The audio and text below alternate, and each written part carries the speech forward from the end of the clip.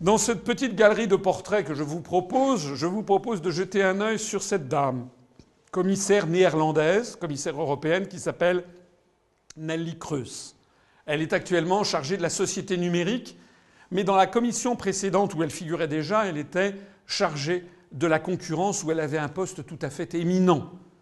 Elle avait un poste tout à fait éminent. On l'a vu en 2005 lorsque le Premier ministre français de l'époque, M. de Villepin, a été confronté à l'affaire ArcelorMittal. Vous savez qu'Arcelor, c'est la sidérurgie française, plus exactement franco-luxembourgeoise, et qui a été rachetée par une société anglo-indienne avec M. Lakshmi Mittal, qui est un Indien à la tête de cette entreprise. Donc M. de Villepin, à l'époque, avait dit, il avait d'ailleurs 75% de la population française qui le soutenait, qu'il fallait garder Arcelor dans le giron franco-luxembourgeois, qu'il fallait rétablir du patriotisme économique et qu'il avait décidé de prendre un décret anti-OPA pour protéger les secteurs les plus sensibles des rachats étrangers. J'étais à l'époque délégué général à l'intelligence économique au ministère des Finances et on avait commencé à me saisir, me demander mon avis. Venant de Matignon, ça n'a pas duré 48 heures, puisque Mme Kroes, commissaire chargée de la concurrence, qui était en voyage à Londres, a immédiatement, ayant eu vent des informations venant de Paris, convoqué la presse pour dire ceci. Confrontés à l'insécurité et à une perte de confiance collective, certains politiques sont prompts à rechercher des politiques régressives de repli sur soi. Ils veulent protéger des champions et des marques nationaux ou même européens des assauts du marché mondial pour relancer les canards boiteux de l'industrie. Nous ne pouvons pas nous permettre d'être complaisants face à la résurgence actuelle de la rhétorique protectionniste. Le risque est à la fois réel et urgent. Donc la commissaire européenne s'est indignée que l'on puisse protéger des champions nationaux, des champions industriels nationaux, et même européens. Le fait que l'Europe protège une sidérurgie franco-luxembourgeoise est apparu comme un scandale. Il fallait absolument jouer le jeu du marché et donc que ça tombe aux mains d'une entreprise anglo-indienne. C'est comme ça que ça se passe à l'Union européenne. Le résultat, c'est que c'était le 14 septembre 2005. Elle a traversé le Channel et elle est venue dire à M. de Villepin que son projet de décret devait être mis au panier, ce qui a été le cas. D'ailleurs, c'était contraire aux traités européens. Alors, qui est cette dame qui a eu ce pouvoir de faire plier le Premier ministre français qui, sur ce dossier-là, je ne suis pas là pour chanter les charmes de M. de Villepin, dont je n'oublie pas que, par ailleurs, il a été le ministre des Affaires étrangères au moment de la Constitution européenne, qu'il a approuvé. Il a approuvé le principe de la Constitution européenne. Il a ensuite approuvé le principe du traité de Lisbonne. Donc que l'on ne se méprenne pas sur mes propos, mais moi je dis ce qui est vrai. Et donc là, en l'espèce, M. de Villepin était soutenu par 75% des Français. Et donc qui est cette dame qui a eu ce pouvoir ?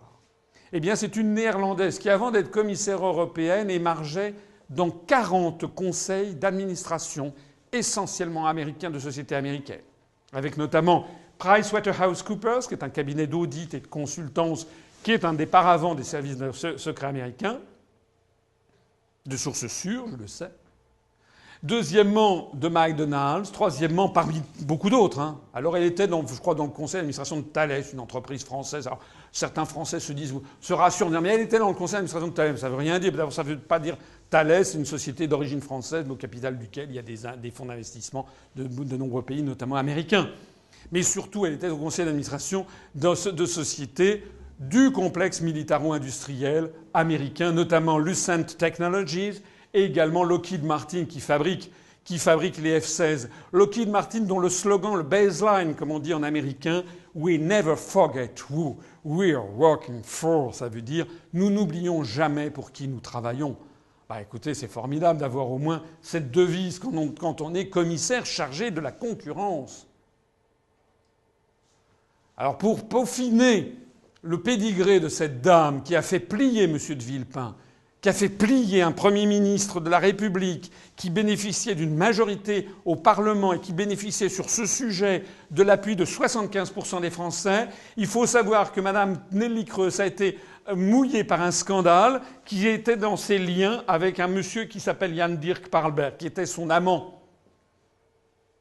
Et ce monsieur Parlberg était membre de son parti politique, le Parti populaire pour la liberté et la démocratie. Bon, jusque-là, on s'en fiche complètement qu'elle ait eu des relations intimes avec l'un des membres de son parti politique. La question n'est pas là. La question, c'est que les tabloïds néerlandais ont découvert que ce type était membre de l'organisation criminelle d'un certain Willem Holleder, un ennemi public numéro 1 aux Pays-Bas, qui s'était spécialisé dans les extorsions de fonds, les faux et usages de faux, le blanchiment d'argent sale et les enlèvements crapuleux, notamment celui de Papy Heineken, Freddy Heineken, 80 ans, l'héritier des brasseries Heineken. Alors c'était des mauvaises fréquentations, dira-t-on.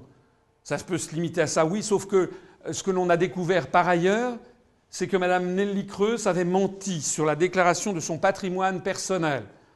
Lorsqu'elle est devenue commissaire européenne, il faut déclarer le patrimoine que l'on a, elle l'a déclaré. Et lorsqu'on a fait des recherches, enfin la police néerlandaise a fait des recherches, ils ont découvert qu'elle avait plusieurs immeubles de bureaux à Rotterdam qu'elle n'avait pas déclarés dans son patrimoine. Donc on lui a demandé, Madame, comment avez-vous fait pour financer ces plusieurs immeubles de bureaux à Rotterdam, qui est une des grandes villes des Pays-Bas, comme vous le savez. Et Mme Creux a dit, je ne me rappelle plus. Eh non, mais elle avait un trou de mémoire, ça peut arriver. Si vous avez bon, tout le monde a 3-4 immeubles de bureaux, moi j'en ai 4-5 à la Défense, je sais très bien comment je les ai financés. Bon. Non, c'était se foutre du monde, évidemment. Mme Creux a donc été soupçonnée d'avoir directement participé à des opérations de blanchiment d'argent sale.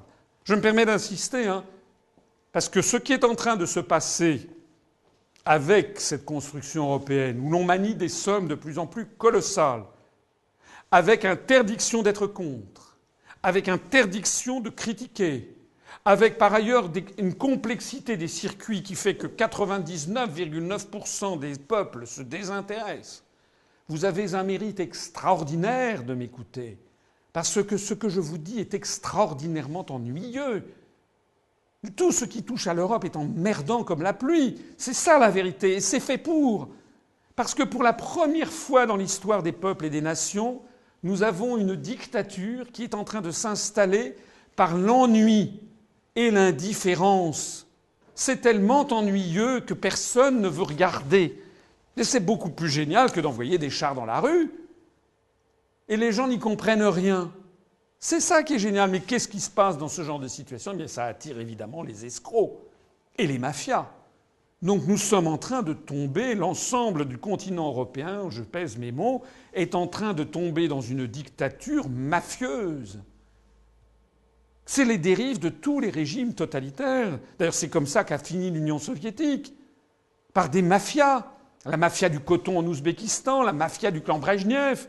Actuellement en Corée du Nord, c'est la mafia de la famille de Kim et de ses descendants. Eh bien, c'est la même chose qui est en train de se produire en Europe.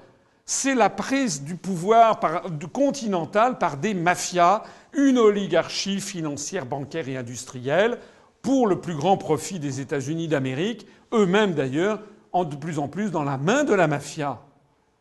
En attendant, eh bien, je peux vous dire qu'en France, il y avait une instruction judiciaire qui a été ouverte,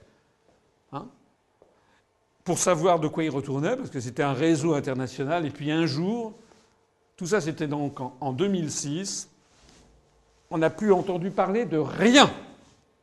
Voilà. C'est plus. Donc sans doute elle a dû retrouver les emprunts qu'elle a fait à la caisse d'épargne pour s'acheter ses immeubles. On n'a plus entendu parler de rien. En tout cas, elle a été rétrogradée dans la commission Barroso numéro 2. Elle est passée à un poste beaucoup plus honorifique, beaucoup moins important. Ça veut donc dire que sans doute, il y avait des choses qui devaient sentir très très mauvais et qu'on l'a mise un petit peu moins en avant qu'elle ne l'était.